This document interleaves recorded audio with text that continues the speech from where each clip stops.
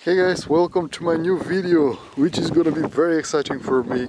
You can see what is going on here. I'm comparing my S-Class, the latest project car, with not so long ago bought BMW 7 Series project car. So it is gonna be incredible season. I'm hoping that I'm gonna be able to do so many things on these cars and with them as well. So it is very exciting for me to have 2 out of 3 cars. I'm calling them the Holy Trinity of German luxury sedans when it comes to the 90s. There were incredible cars at the time, and I believe they still are. At least I find them to be. So to be able to have 2 of them, the third being the Audi 8 series, A8 series, it is unfortunate that I didn't have the chance to buy one. I tried, but I'm hoping at one point I'm gonna have one to finish the set, of course, but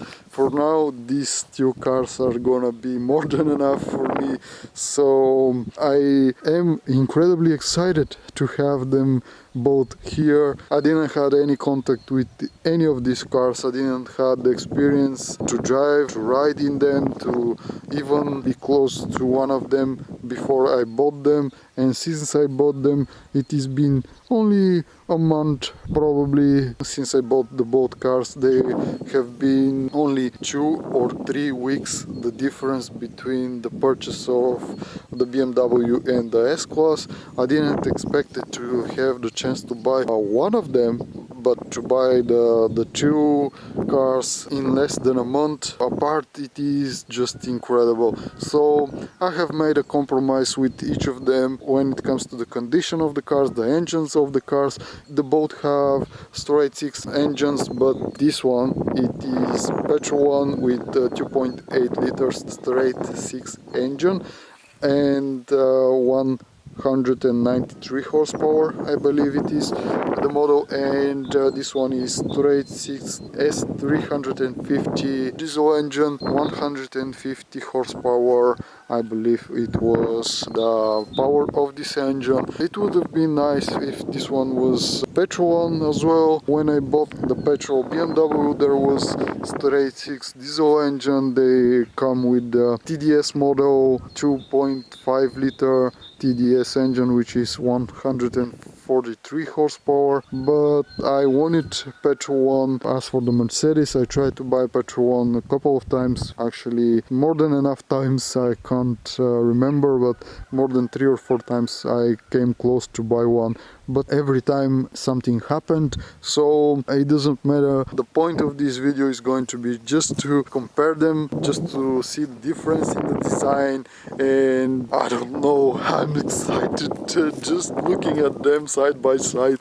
I haven't had the chance to do that because of the weather didn't allow me to. I had another projects that I had to deal with and so much work, but I'm excited, incredibly excited to have these cars in my possession over here and to be able to make plans for the projects, to look at them. Everything else aside, I have to say that the S-Class is a little bit bigger. It is wider, and I will show you in a bit just practical comparison of the 2 cars, but I have to say it is a little bit taller, little bit wider, and just tiny bit longer when compared. I don't know, it is gonna be a close call, but this one is long as well, the BMW. When it is only the BMW by itself, it looks like it is wide as much as the S-Class at least, but when they are compared, the 2 of them, the S-Class, it looks a little bit wider. There is a difference of the way that the lid finishes over here, and we have a bit of fender, this stripe over here that is kind of adding to the width of the car. When it comes to the trunk, you can see that the trunk finishes over here, and the lid of the trunk makes the car feel tinier, kind of compared to the Mercedes, which has little trim over here on the fender. Actually, the fender comes alive and it gets bigger when it goes down, but over here the shape of the backlit feels like the back is so much wider. As a design, they are typically for the 90s. The two models have these straight lines and a rough exterior, not much going on, kind of squarish shapes when looked from afar, and once you get close to them you can see that everything is kind of rounded and soft looking, so bulky from afar and nice and elegant when you get close to them. So different designs on these cars, and what I love the most on this period of automotive manufacturing is that each brand had its own uniqueness and design. The BMW still can say that for the brand. I mean, the BMW still has this unique vision about the cars that they make, but in a way they are like everybody else. The Mercedes has these clean lines now and it looks like spaceship or something, the new S-Class and the models around it, but overall now I believe that most of the designs of the cars are so look-alike that you cannot tell, if you don't know the brand, you cannot tell the difference between them, except the BMW, of course, with the huge grille in front stating that this is BMW. I don't know, I don't want to generalize everything, but still this is just very cool. I don't know if you have had the chance to experience these two titans of a car to be next to each other and to see them. It is incredible feeling, at least for me, for the people who are so passionate about cars, and especially for these older models, emblematic for each of the brands. This model was a huge deal when it came out, and this was just transforming the automotive world at the time. Yeah, incredible cars. When it comes to the exterior, what else can I say? This looks much more sportier, this looks much more elegant and clean. It has only a few details outside compared to this one. This has some trims, some other stuff going on. Also, the both have sunroofs, the BMW and the S-Class as well. And let's see the interior of the cars, shall we? This is with black interior, leather interior. The S-Class is with beige leather interior. This one has double glass. This is the model that has only single normal glass. I regret that I didn't have the chance to buy one with the package with the double glass, but still the strange thing at the moment is that this car, the BMW, is way quieter than the Mercedes S-Class, and I believe that this is due to the windshield, probably wind getting inside of the cabin, and this is the reason that this car is noisier. The both are at the moment with stock rims, 16 soles. We have, this is the original size, I believe, 215 by 65 by 16 soles in diameter, and on the Mercedes we have slightly bigger tire, 235 by 60 by 16 as well. Stock rims on the both cars for the moment. So let's get back to the interior. This is a bit more interesting, the contrast between the brown and the beige and the trims with the mahogany trims we have over here, and this carpet thingy that it is probably supposed to translate the top half of the interior to the bottom half, which is the same thing over here, and probably for soundproofing or something, I don't know. Let's get this down as well so you can compare them. I feel that this is so much spacious and big inside, but at the same time you can see that this feels so much more sportier in a way, and again trying to, I don't know how to express what I feel about this design, and at the same time it is a little bit more comfortable when it comes to, I don't know why this is like this, I'm sorry, in my weight over here I have to deal with this Okay, probably it doesn't work. I never had the chance to see what is going on with this seat belt. I will deal with that later, but you can see how the shape of the seat is probably gonna feel comfortable, more comfortable when it comes to the position. But over here the space is kind of smaller compared to the S-Class. I want to show you the BMW. What I wanted to mention is that it looks a little bit more sophisticated, like this, only black, going from the top of the door and the black leather, and again translating a bit of this carpeting thingy, that probably again for soundproofing or something. This is more modern design. When it comes to simply comparing the two of them, I think that this was more innovative and kind of making the car, it is filled with these different details and stuff, and again mahogany over here, but it is a little bit simpler when it comes to color grading, when it comes to mixing the different colors. Over here we have black on black on black, which is clean and elegant at the same time, but compared to the Mercedes feels livelier and with more contrast as well. Over here it is very simple, everything is, as I said, clean and constrained in a way. So I don't know how to express this, but over here in this car the feeling is totally different from the S-Class. You can see we have wider seats over here. They have the same support on the side, but it feels so much wider and bigger. I don't know why. Probably the roof is higher over here. It feels so much roomier and spacious in this car.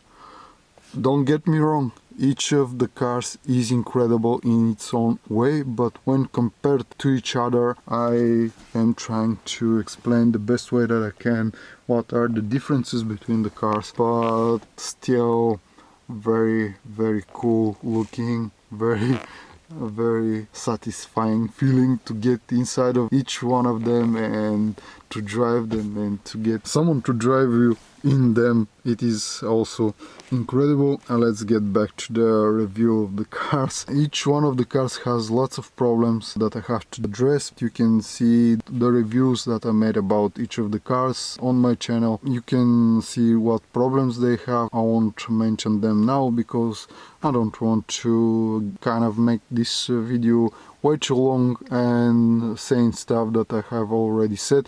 Probably some of the design stuff that I'm gonna mention over here I have said in the previous videos. I'm sorry for that, but I don't remember exactly what I said, so I will try to explain the best way that I can what I feel about these cars, because with these old cars everything becomes irrelevant except the way that you feel about them. Honestly, these cars are very old and it isn't worth to deal with them when you think about the financial part of owning such an old car.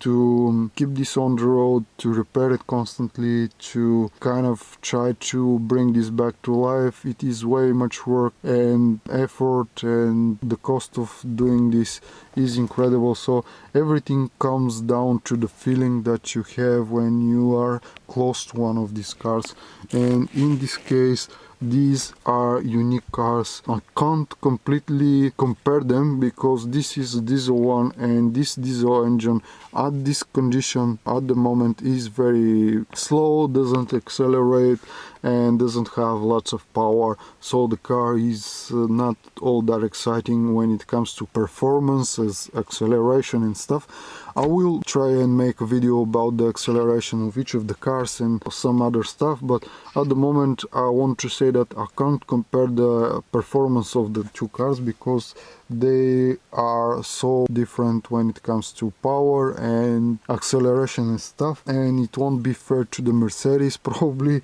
but in a way it won't be fair to the BMW the way that I compare the ride. Actually, I believe at the moment the BMW has better ride than the Mercedes over here, because the suspension of the Mercedes is kind of tired if I can say so. You can see how little clearance there is on the front, and I believe the springs on the Mercedes are very tired and the car is kind of smashing them to the ground, because this thing weighs 1,950 kilograms, if I remember this correctly. This is 1,750 kilograms, the BMW. But as I wanted to mention the suspension, you can see how much clearance this one has in the front compared to the Mercedes. The tire of the Mercedes is stuck inside of the fenders. And one strange thing about these BMWs, the 7 Series, I have noticed that most of these cars are so tall in the front. Kind of the front of the car is sticking out. It is so high. When it comes to the stance of the different vehicles, I have noticed that these BMWs have a really upwards position when it comes to the front of the car, which is very strange. And I have noticed that on the E36 that I have, when the bumper is removed, the car looks ridiculous. But let's get back to the interior of these cars. I'm going to open the front doors, and probably it is gonna be a good idea to jump inside of the driver's position so you can see how the car looks.